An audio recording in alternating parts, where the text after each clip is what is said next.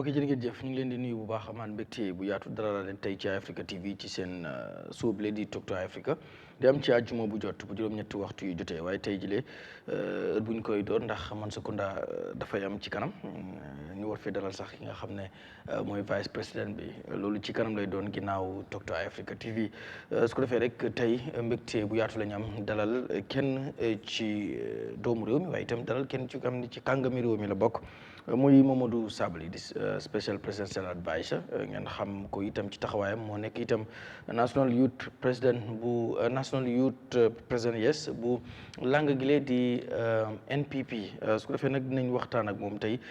ci ponk yu bari ci wàllu politique waaye itam ci doxalin réew mi des nañ ci waxtaan waaye laata ñuy xuus ci waxtaan wi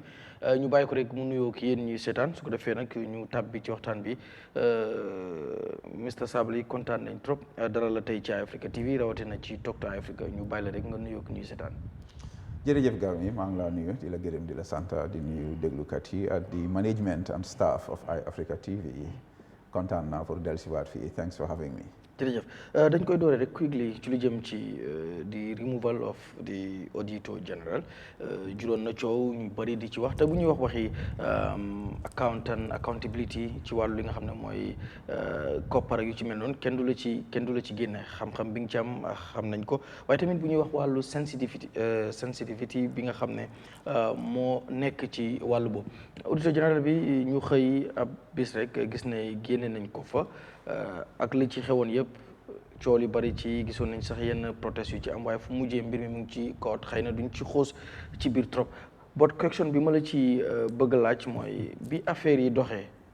nu nga ko déggee yow ban réaction nga ci am yow nan nga koy jàngatee ndax ku ci nekk am na jàngat bu mu ci boo xam ne am na ko ci ñu bëgg a xam ban jàngat la ci Momodou Sabally di am moom. anyway jeexal nga wax bi nga waxee ne is before the court so du nekk si mbir yi fu mbaxana nekkee benn kañ ñu bàyyi gars yi war a aate ñu aate ko waaye man Momodou Sabally man dama am suma own philosophy suma own way of thinking and that way of thinking is not enslaved to any ideology whatever yëfi luwa most of the time ak suma binda yi ak suma wax yëpp doo mos a dégg may code constitution ak statute si du suma area man du ma dee pretend waaye am naa some experience to the level of secretary general head of the civil service liggéey naa si nguur gi liggéey naa at the level of ECOWAS administering monitoring public service institutions out of the country man li ma gëm may président may keneen bu am doole pour fal la am na doole pour folli la man loolu laa gëm si loolu laa taxaw so man dama feel ne if the president soxla na auditor general si beneen place daaxut ko mu ne ko demal foofu président bi sañ naa def loolu liñ dégga from the side of the executive ne dafa nangu mu ñëw change maynam ñu appoint keneen pour man loolu lu jeex la président moo ko fa teg yóbbu ko fa keneen and this is not the first time may am opinion on these things biñ doon génne di central bank governor at the time maa ngi nekkoon opposition di appoint ki fa nekka coow li jóg fekk maa ngi opposition bi ne non waruñ koo def ma ne leen hey man suma opinion président su amee di sañ-sañ ak cër pour jox la teraanga bi fal la su la buggee fooli wala nga mun a fooli loolu mooy suma opinion li si des like you said ñu xaar fu mbaxana nekkee benn du ñoo wax ok but ci mbaxana fu mu doonee benn noonu la ñu wax xam nga mënuñoo comment ci loo xam ne mu ngi ci code waaye lii ñu dégg ba pare loolu moom sañ nañ ci àddu dafa am tuuma yoo xam ne ndax code bi Supreme Court daf ko def noo xam ne journaliste yi mooy ñoo dugg kenn mënut a dugg dafa nekk code boo xam ne it is in camera alawuñ kenn mu mën a dugg pour jël fa waaye deewut am na yenn xibaar yu ñu génne ne ki nga xam ne mooy former auditor général bi Modou Cissé moo ko wax tuuma la yoo xam ne ci président bi la ko teg tuuma yi bokk na ci ne président bi woo na ko ay yoon yoo xam ne yi mu ko doon waxtaan bokk na ci jaar yi ak ministre of land yi wax ne comme mbiru li nga xam ne mooy audit bi na ko téyeegum wala mu dilee ko ndax mën na gàllankoor li nga xam ne mooy campagne am yooyu noonu yëpp nga bokk ci nguur gi bokk tamit NPP am fa cër bu rëy lu ñuy wax ni tuuma yi nga xam ne teg nañ ko si président bi moo def na bu fekkee ne lii lay lu am la Mr Sabally ndax doonu loo xam ne itamit nag lu rëy la déema dem ba xool yow say intérêt su campagne ba tax na xëy na mbiru accountability yow nga bañ mu am. gis nga Garmi li nga wax nii ñu ko waxee la tuuma la allegation la fiñ ko waxee nga ne joxuñ nit ñi access court ñaari side la yow da nga wax beneen side bi wax kon ñu fa nekkal président bi ak nguur gi lan lañ ko tontu loolu la ñoo laajte other than that we'll just take it as hearsay he said she said ak allegation li ma si jaaxal rek public service dafa am a level of secrecy bi nga xam ne liy dox ak yenn level si warut a feeñ si biti man liggéey naa ak Yahya Jammeh lu bare dox suma diggante moom tëj na ma fii tijji ma lu nekk mos ngaa dégg man ma toog di wax anything confidential li nga xam ne man maa Yahya Jammeh ñoo ko waxtaan man dama fekk ne nit sa intégrité war naa passé loolu li nga xam ne sa diggante kilifa réew la one on one ngay ñëw di wax loolu si biti li mu wax lañ dégg si court la ko waxee nga ne teddu waaw government tam seen lawyer si dinañ wax nañ xaar loolu beyond that until then he said she said ikole ko loolu rek laa ko gisee man yes but Mr Sabally bu ñu wax waxi démocratie ci réew bokk na ci yéen wala ñeneen ñoo xam ne dañ koy ndamoo ci mbiru président Barrow bokk na ci démocratie bi nga xam ne daf koy gën di suuxat comme loolu lañ nekk di wax ci réewum démocratie tamit nu ñu génnee auditeur général bi waxuma ay ndax mbiru constitution nangam loolu expert dinañ ci xam dara waaye li ci leer ba leer rek mooy wax nañ ne président bi amul doole rek ñëw rek génnee ko noonu nu mu ko neexee am na fu mu war a mën a jaar ak yooyu noonu yëpp loolu xëy na duñ ci ñëw but génnin wi gis ay PIA yu dem fa gis nga keroog réew mi nu meloon demoon na sax ba am ay ndaw ñoo xam ne ñu ngi doon bëgg a génn ba yu ci xew maanaam lu mel noonu ci wàllu réew mi ñu wax démocratie la ndax du gàkkal tamit teru démocratie réew mi. non dafa wal ne rek démocratie bi mut na sëkk ñor na ba di xóom gar mi génnee nit office ngay bañ lanka ne doo fa génn kañ la fi xew time Yahya Jammeh kan lañ fi génnee office nga dellu fa gàcce ganama président Barrow. Let freedom ring, let democracy sustain in this beloved republic, led by Africa's most peaceful president. Loolu credentially président Barrow la rek mu génnee nit kooku sañ na moom by force du génn alhamdulillah démocratie bi ngeen ootee mu ngi nii parce que am nga ñun moom man as far as I'm concerned démocratie sax dafa war a am limite a free for all brings about anarchy and chaos but it is what it is démocratie la loolu mënu loo see xas président lu xew foofu it's a badge of honor for President Barrow ne nit ñi am nañ freedom sañ nañ pour génna laajte seen yelleef weda loolu ànd na ak loi or not sax loolu setagut waaye nit ñi sañ nañ pour def loolu God bless you Mr President you are very happy with you. ak nu mbir yi demee. ak li mu demee ñaaka demee man li ma laa wax gar mi mooy kañ la fi lii xew dañ la génnee office nga bañ lanka. waaw ñu ko génnee Yahya Jammeh moo fi sori dañ ma ante dëgga. This is the reality regardless constitution the same constitution moo fi nekkoon. the same constitution moo fi nekkoon. ñu fee fire the chairman of the IEC yooyu yëpp xew na fii. biñ fayee chairman IEC tamit Jammeh dafa delluwaat si office bi. ma ne God bless the president lii dama si dul sori sax lii c'est victory for President Barrow. comme lu xew nii ñu force absolutely without a doubt yu ne PIA yu génn ko. absolutely PIA yu dañ fa yóbbu because nit moo fil ne moom moo ëppa président bi doole dem occupy an office bi nga xam ne dañ dafa génnee so that means démocratie bi mut na sëkk ma ne la ñor na bay xum fu mu nekk nii let freedom God bless the president. alright ñu ñëw ci coow li bëri woon na ci United Nations General Assembly ñu gis ne biñ ko am this time président Barrow demut mu delegate vice président bi pour mu dem represent ko head delegation bi nga xam ne Gambia mu ñooy dem pour represent Gambia but ñu wax ne dañ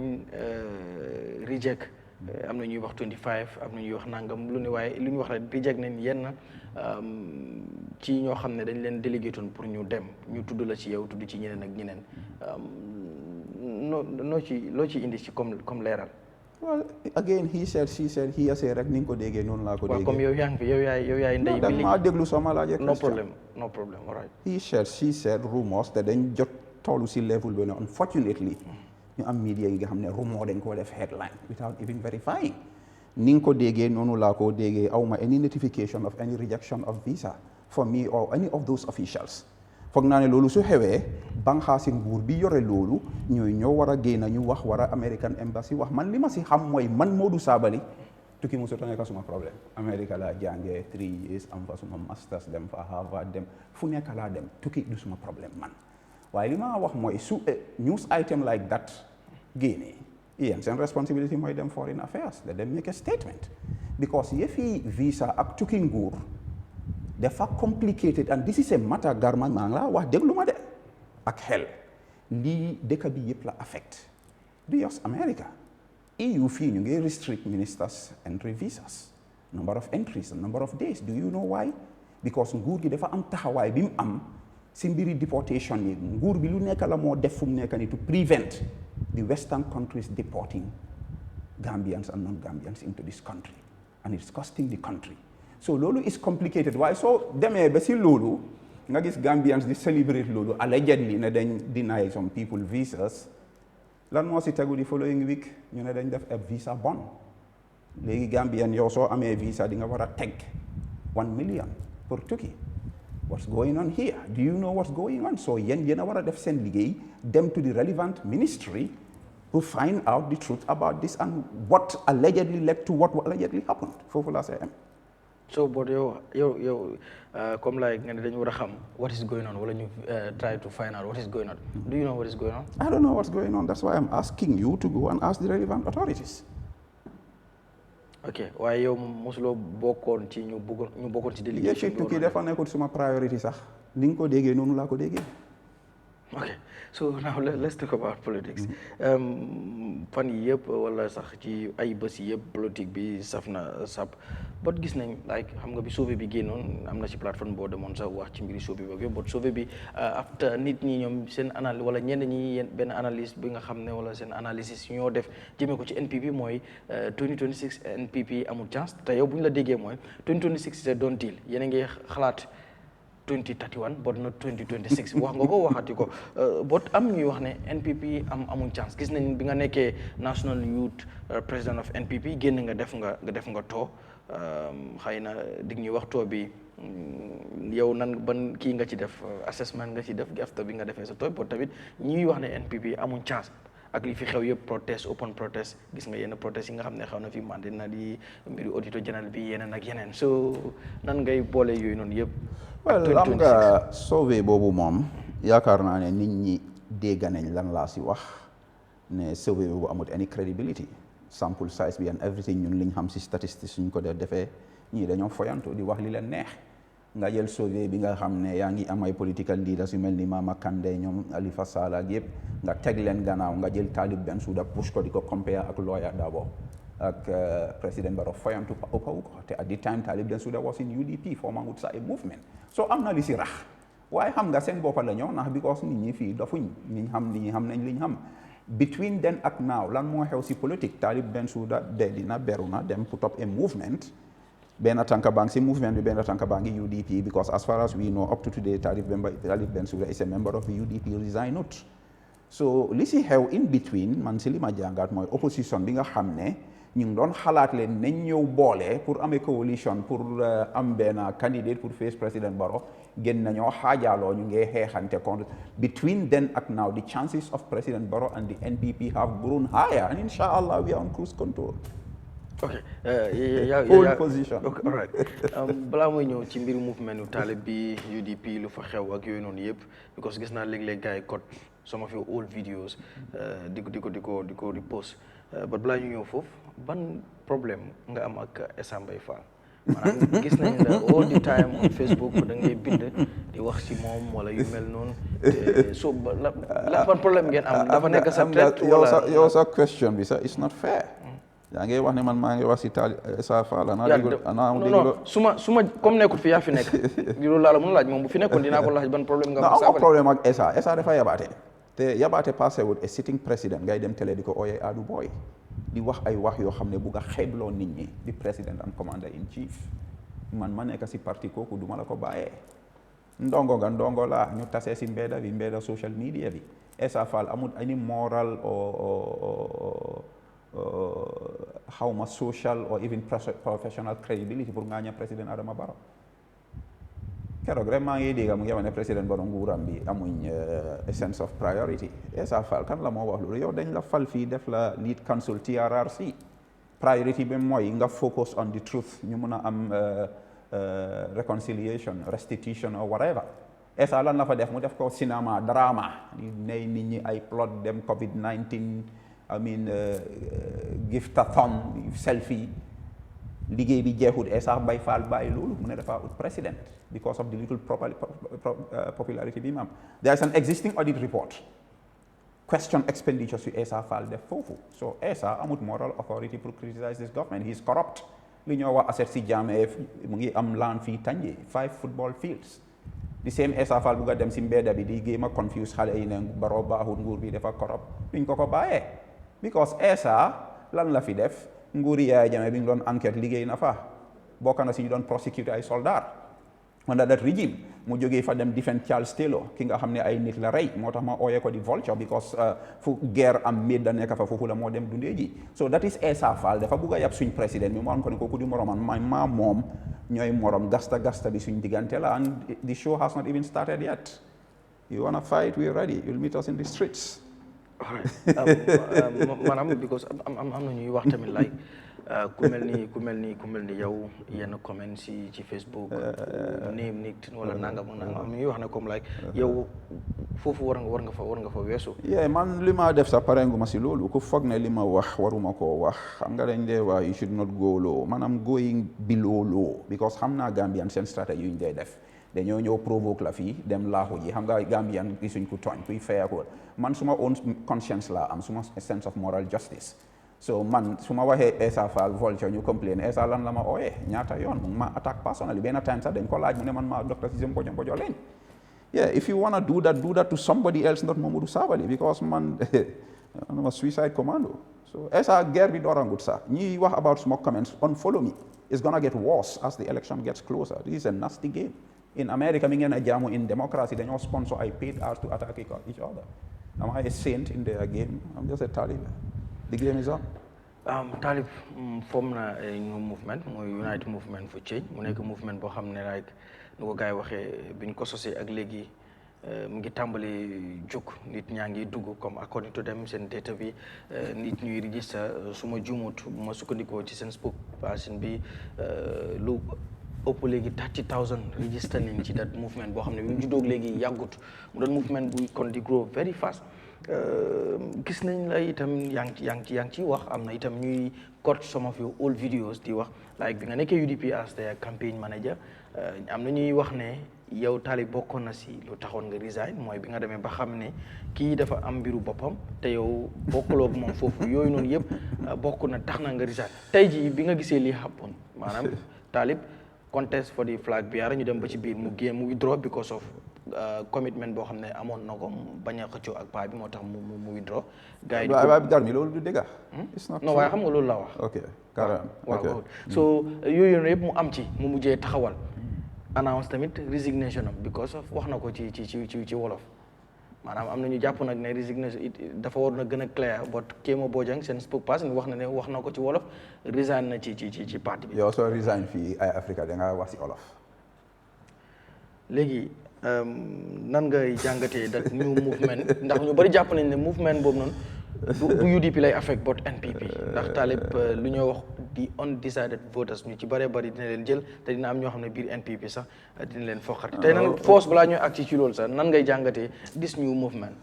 well man def ma vindicate rek of the so many vindications yu ma yàlla defal in this new Gambia moo tax suma waa ji Panderi Touré Star FM def ma ne du ma la interview waate pas du ma dee interview léegi mu ne ma li nga wax yëpp war nga li nga war a wax yëpp nga wax ba pare li nga wax yëpp nit ñi gis nañ ko si dëkk bi man su ma ngor passé na fu may génnee di fen wala di wax li nga xam ne aw ma si xam-xam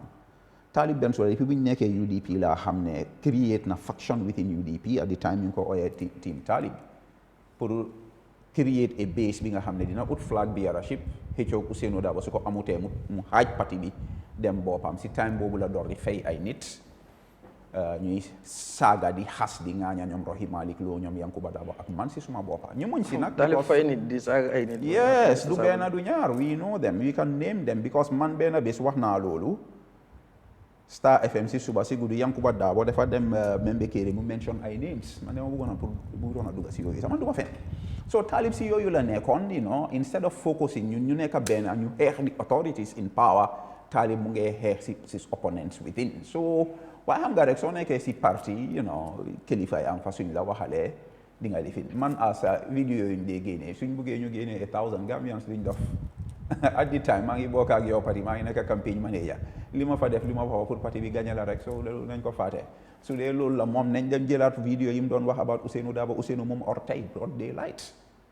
gaa yi am ni di ko xas moom ñu ngi amee vidéo so yëfi var moom yëfi cuune la noonu ma dee egg si loolu so Talib this thing man I said it wax naa ko si parti bi gaa yi xas ma gaa yi saaga ma man bi ma demee nag ba gis ne affaire si jéggi na dayoo it's a cancer bi nga xam ne fu mu nekk nii tuuma bi mënuloo koo contrôle man ma dem fi maa dem waaye bi ma demee tam maa ngi woon gars yi constantly bàyyi leen xel kii ñu mere ma si xas ma si fu mu nekk nii garmi every day ay 10-20 audio lay am ay niti UDP ñu ma jégalu baalal ñu xamuñ woon ne lii la léegi lii ma ne leen it's okay it's politics ñëpp duñ ko dee gisee at the same time waaye Talib man xam naa ne depuis am nga ñu ngi amoon congress Janjanbureh it was a very nasty one at that time la Talib bëggoon a jël mu control the entire campaign structure of the UDP push for ay nitam waaye dafa am ñu nekk si parti bi ñu xam ne Talib lii la bëgg a def ñoom tam ñu create a vanguard to defend the integrity of the party bokk na si loolu Lamin Sané OIC Kémo Cissé ñoom Yanks Darboe ñu ñëpp a si nekkoon so in fact si congress boobu lañ ma jël man pour ma vie for campaign manager because moom Karafa Sonko bi nga xam ne beru na ni dem toppa ko kooku la fa bëggoon su fa amoon Karafa moom mu nekk campaign organizing secretary Ibrahima Diba nekk député Karafa nekk fan di kon def doon control the entire campaign structure mu continue li gars yi dooroon di def already di dem si dëkk bi di wax nit ñi ne Ousainou taxaw 2026 Talib moo taxaw waaye buñ feesante foofu in Janjanbureh garmi paa yu fa nekk ñu ne mosu ñoo gis congress bi nga xam ne noonu la safee so ñu def everything use xaalis and everything ñu xam ne man may gagné suñ saanee karta Sala Karafa step down ma nekk national campaign manager waaye bi ñu fa jógee itam xeex bi bàyyuñ ko gars yi continuer bañ a liggéey ak man am seen own thing waaye man Momodou Sabally kenn mënul maa contrôle waaye at that time man laa wax nit ñi ne Talib xam naa ne du bàyyi dina continuer di ut di flag bearership ma ne waaye li mu war a xam mooy Talib yow da nga sampandi nga isi Karafa Sonko pour am campaign manager mënuloo Daniel Momodou Sabally in UDP how can you beat Ousainou Darboe in any fair and democratic context for any position within UDP Talib daf doon xaru rek so comme fast forward to léegi lii xew ni ñoom ñëwee apply for a flag bi Talib xamoon na ne Ousainou mu ngi apply mu dem apply mu use ñoom Habib Cissé ak ñeneen pour ñu rig that process waaw UDP dañ smart before gars yi di xam UDP send a team across the country pour dem prepare bu Talib xamee ne planam bi fail na ak ñum bribe yëpp dañ nañ dellu leen si Ousainou Darboe sala wax ne withdraw bi di withdrawal dafa mer mu geeda sala wax ne resign na as organizing secretary waaye ba tey waxul na resign na as a member of the UDP waxul ne resign na as a member of the national executive of the UDP because as a sitting elected mayor ex officio de facto you are a member of the national executive moo tax keroog bu mu génnee di wax yëfi ethics Talib yow amuloo any moral authority pour wax kenn about ethics because musuñ koo gis si Gambia gis nañ ay nit ñu génn si parti dugga si parti génn si parti set up sa own party waaye create parti si biir parti nga ñëw génna nga wax sa gaay ñu resign yow resign loo yaa ngi everyday amass ay bullets PR attack on the UDP everyday diw resign te ñëpp si Unite movement lañ nekk ba tey resign loo si parti so Talib yow amuloo any moral authority to preach about ethics. Ana seetaan declaration bi Talib def mi announce movement am bi. Seetaan naa ko. So it was quite disappointing by the way. How? A young educated guy yaa ngi wax sa grammar bi sa lexis sa structure even sa body language one of the worst speeches we ever saw unfortunately. Talib is not ready for prime time. Na dem jàngi ba tey am nga gis nga mbir mi loo nekkut talibem doo mun a nekk sëriñam dafa teel a génn na dem delluwaat mu jàngaat àlluwa yi mooy ma dee wax nit ñi garmi there is no young man more qualified to put up a movement or a party in this country than Momodou Sabally sama credentials yi seen poste dafa ko jigéen ñun sax waaye dama xam ne politique yi Afrique di foyi xale soo ko try you regret it the game hasn't even started 30,000 bu ñoo claim is all false du dëgga dem hijack Facebook page yi nit nga def ko sa boss Talib has started this on all the possible wrong footings yi nga xam ne doo ko mun a xalaat sax fu mu nekk nii Talib warut a xëccoo yëfi Facebook page yeneen groups yu ñoo wax ne fi lañ am nit ñi ay WhatsApp groups yi nga xam ne dañ biñ leen a create Talib mu ngi nekk a mayor a member of UDP biñ beroon yi set up Unite movement a lot of people dañ génn si forum yoolu they will not tell you that keroog Talib sax mu ngi génnee audio di wax ne waaw jarut ngeen dem jël WhatsApp group yi keneen create leen seen own WhatsApp group so ñi amaguñ seen own WhatsApp group sax amaguñ seen own Facebook page they don't have a base ba pare some of them ñoom kéemoo soo gisee seen body language bi sax nga xam ne already regular nañ luñ def the baby was dead the very day it was born United is moribund bi mu taxawee léegi gis nañ réaction yi ñu bëri jàpp itam ne Talib dina affect NPP bu baax well man foog naa ne ñooñu moom ñooñu xéeta si NPP yi lañ rek yow mënuloo toog fii seen team bi naka la tuddaati ala ma jële better exemple sax nga am for instance let's say Barcelona ñu am 3 top players ñoom Lamine Yamal ñu bàyyi Barcelona nga ne loolu Real Madrid la moo affect loolu waxi dof la parti bi gaayam yi fi ñu jógee kan ñooñu la moo affect is very simple te ñooñu la amal batul NPP ñun fu mu nekk nii sax we are on leave with them it doesn't make any sense this is a brotherly war you know sibling fight la so let them deal with it MC Cham mu ne temps yi li ngay defend UDP moo ëpp li nga defend NPP bu fekk mu jàpp ni itam ne yow da nga war a dellu sax UDP because bu fekkee ki taxoon nga génn nekkul fa waaye nag nga dellu MC loolu la waaw xam nga mbiri MC moom suma rakala nag duma dee faral di ko bugga di ko tontu because xam naa ne Talib moo ko dee use because Talib moom yappat la su xeex bi dooree rek doo yam yi la dee isi pour ñu lifin nii suma rakala suma xarit la waaye foog ñu leeral ay mbir MC moom man li ma xam bu mu resigné from UDP sax wax naa ne MC jarut mu resign cause MC musuta nekk UDP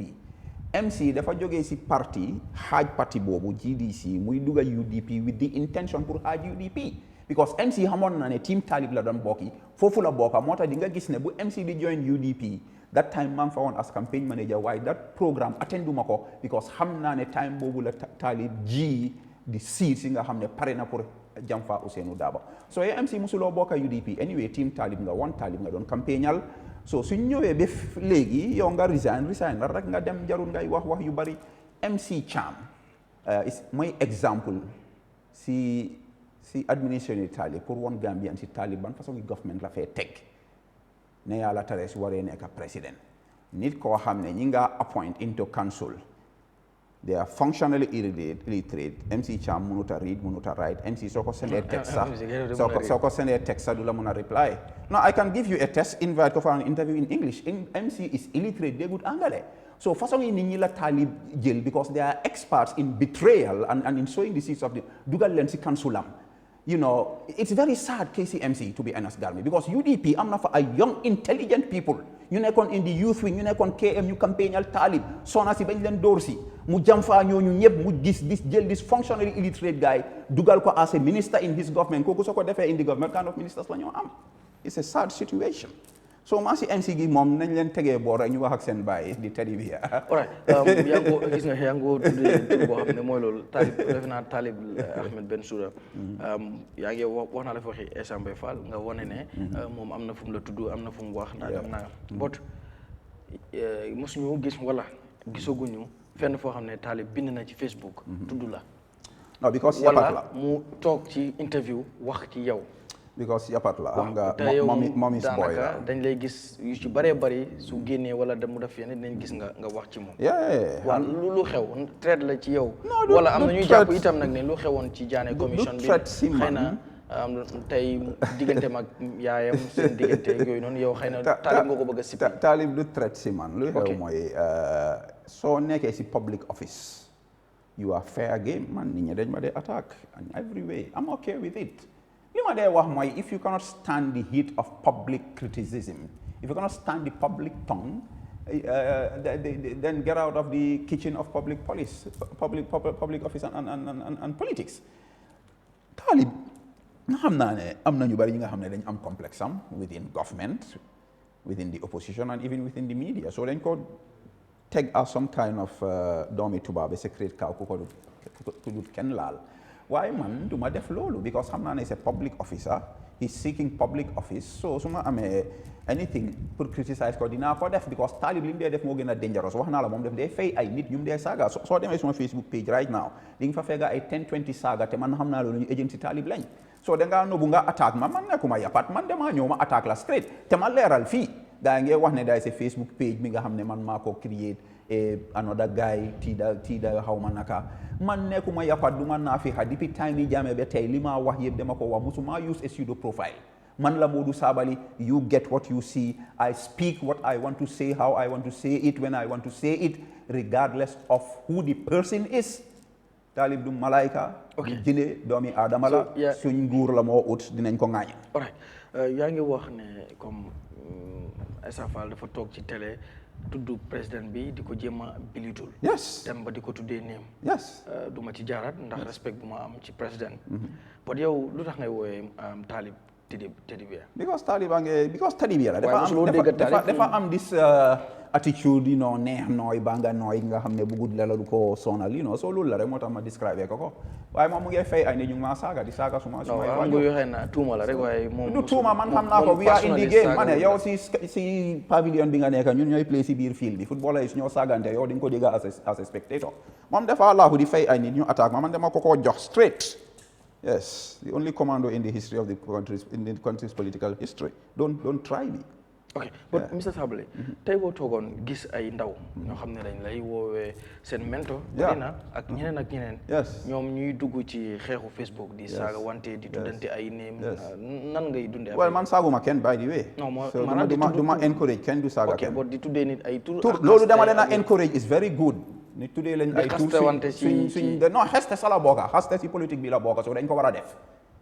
ñu suñ ko def rek ñu make sure ne Gambian politique no you ask me a question you'll allow me to answer it no problem okay because xam naa fi ngaa jógee xam naa sa psychology yéen yëpp da ngeen am a particular psychology bi nga xam ne dañ leen cage in a way ne society bi allowed leen pour ngeen behave a certain way so a Momodou Sabally behaving that way daf leen dee tiital so tey dama ko bugg a leeral ne man I have no apology si li ma def on Facebook te dinaa si continuer saaguma nit xasuma kenn duguma si private life yi kenn ak li ma wax Talib yëpp dégg naa ma wax fii ne Talib kii jàng xam Talib di def private life am musuma ko def te duma ko def te woo di saaga dooma digga ma saaga ko wala ma saaga waajuram waaye pour criticize ko moom behavior am attitude am appearance am dinaa ko def te dama koo yokka dama see yokka kandi paccal ba balaa 2026 moom moo Essa Faal ak ñi nga xam ne ñoo bugg a ñëw fii bugg a bilitul suñ président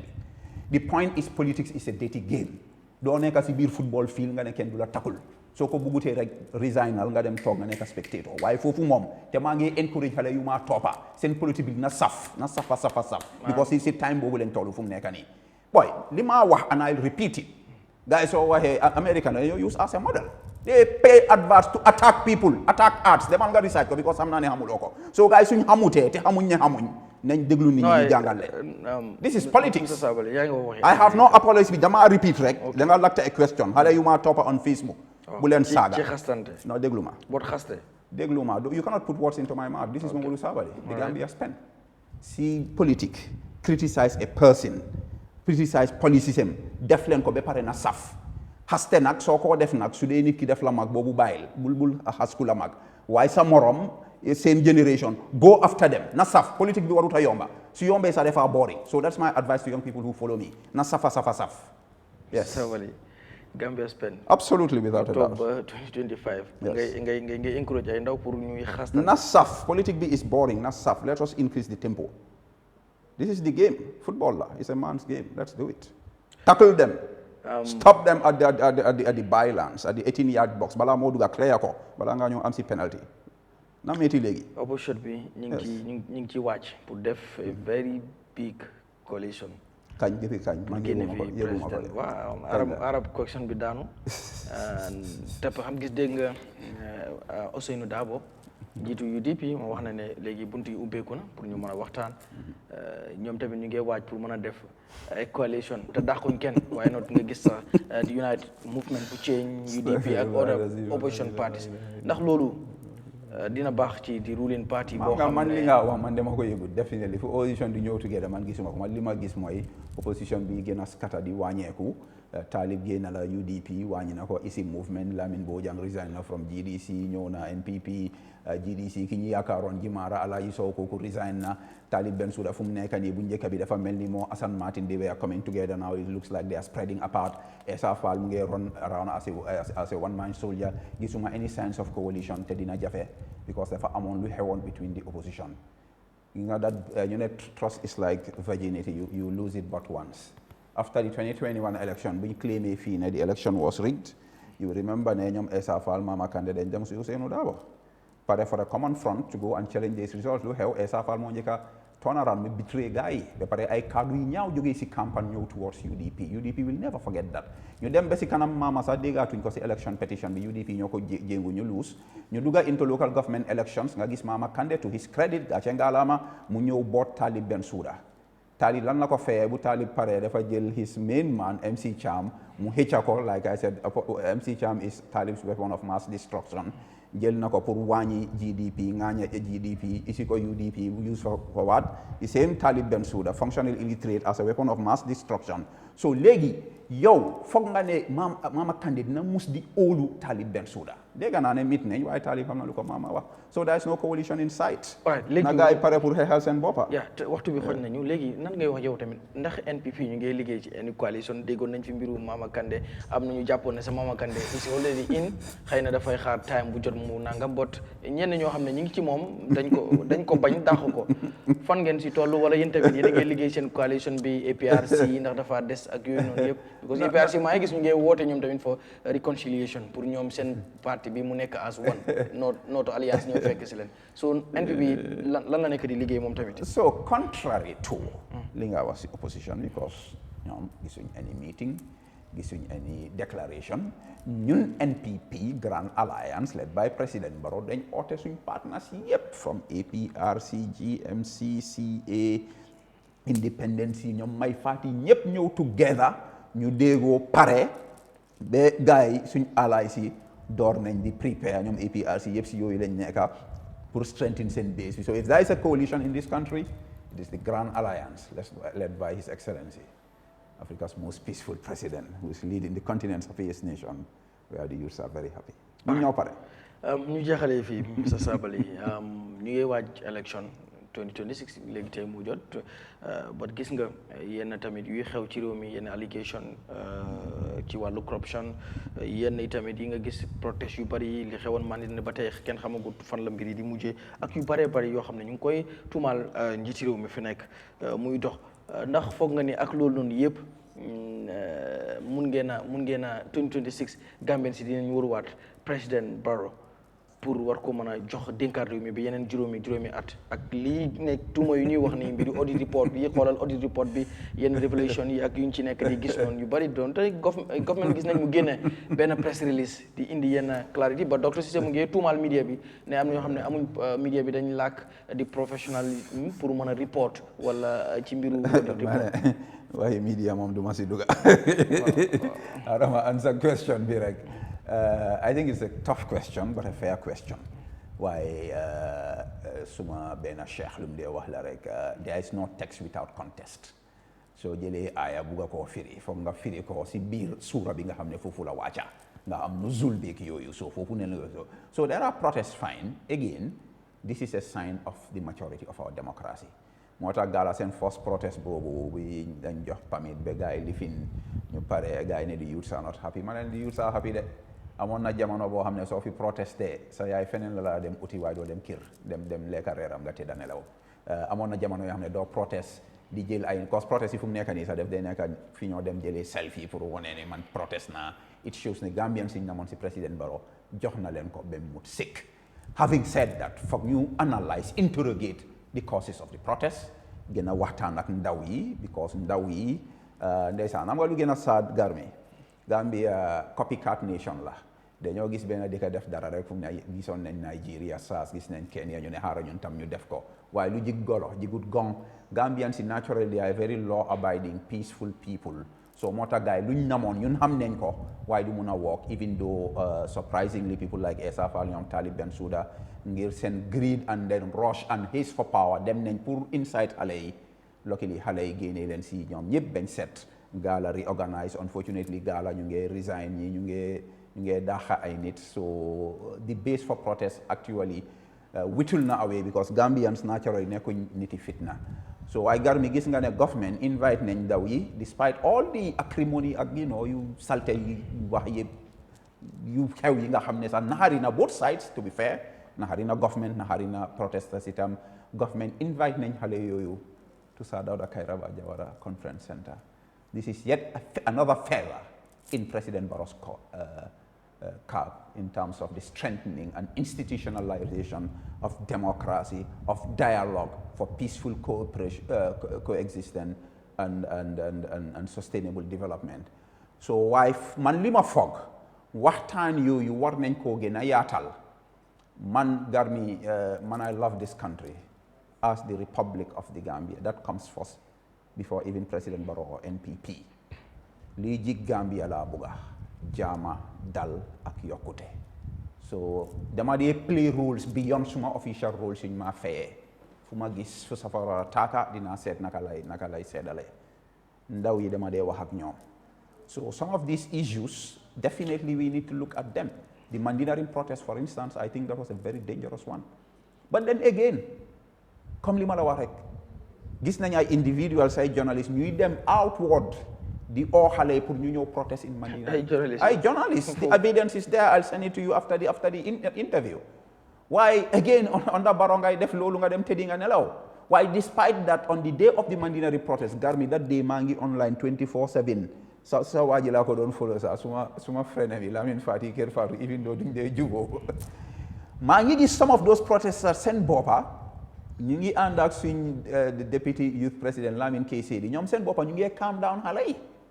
I saw those things. Yàlla def authorities itam ñu release ñun ditee noonu ñu dellu after interior minister di ko si gërëm di ko santa mu lead a delegation dem jaale ji foofu tam waxtaan bi xarool na takar naa se waaye yëpp jee si jàmm man wax naa ak some of the leaders wax naa leen ne li ngeen a ut seen right la from government on the death of the young man in Mandinaring waaye wax naa leen liñ bugga yëpp dañ ko war a teg si yoon because lu nekk si yoon la war a nekka te lu waa moo nekk si dëkk bi. You know, sometimes one leen rek okay, you can ask for your rights without breaking the law or without creating chaos because fitna bi igut fi kenn wattaqu fitnatan la tusibanna alladhina zalamu minkum khassa. Yàlla ñu nañu ragal fitna boo xam ne su jógee ku moo lor dina mun a doon sax ki nga xam ne moom doonul si dara deful si dara kon jaama ak dal moo ñu jig so ñu ngee waxtaan ak xale yi at the institutional level at the individual level te ay repeat ne loolu war nañ koo mun a yaatal waaye xam naa ne tam ndax yu gis nañ si loolu a government that actually listens to them, a government that actually cares, a government that respects their rights, a government that will protect their rights and protect the peace and stability of this country. After the Mandela meeting, what happened? President Barrow came and spoke to the young people of this country. This is the dialogue and the democracy bi nga xam ne namoon nañ ko amuñ ko suñ ko amee let's preserve it. How do we preserve it? You preserve that under somebody who actually believes, breathes, and lives the ethics and ethos of democracy, and that is no one but the incumbent president, Secretary General, head of NPP, and our flag bearer for 2026, His Excellency President Adama Barrow. Moo ñu jik nañ continuer ak moom si jaama ak salaam ak dal. Thank you so much, Mr. Sabally. Kontaan nañ amoon la tey ci To Eyeafrica TV ñu ngi lay gërëm bu baax ci sa time bi bu fekkee tamit am na benn message boo bugg a yëkkati balaa ñuy yëkkati jotaay bi su ko defee ñu may la ko rek nga def ko. Well, peace and tranquility rek jaam ak salaam Halifa Sallah lay court rek around the change into New Gambia 2017 tasoon nañ si benn jotaay ñoo waxtaan ak xale yi you know mu eeda leen mu leen don't ever take the peace and stability of this country for granted.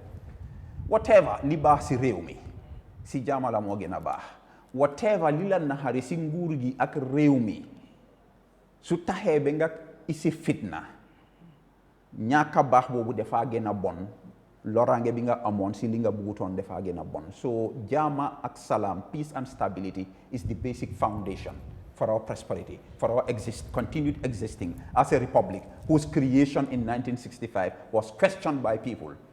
to the point of writing a book, Enter Gambia, Birth of an Improbable Nation. But thanks to Sir Dawda Kairaba Jawara and the founding fathers, ñu ñëw ba 94 Yahya Jammeh jël hand over to Adama Barrow kuy nekk next president of the Republic of the Gambia yàlla rek nga ko xam and it could be a young person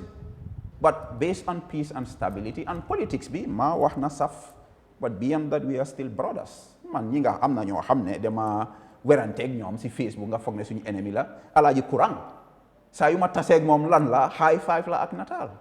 So it's all good. All right. The youths are happy. Thank you. The youths are happy. loolu moom I think da nga koy wax nii rek. Man laajuma la question dama make a statement. All right, that's fine the youths are happy. all right loolu yow yaa ko wax mi ko xam naa dinañ la amaat ndax tamit fii ak 2026 nuñ koy waxee rek politicians yi duñ suñu xarit boot suñu ay partenaires lañ yoo xam ne dañuy mën di waxtaan ak ñoom ci wàllu réew mi di leen gërëm bu baax ci kanam tuuti di ngeen am Mansa Kunda ak Mohamed BS Diallo mu lead team bi yëpp boobu mooy nekk sax di final Mansa Kunda ci at bi ci kanam rek lay doon gërëm leen nag bu baax a baax To Eyeafrica TV ci àjjuma ju jot ñu dikk fi indi leen gan jaa ngeen jëf mbokk yi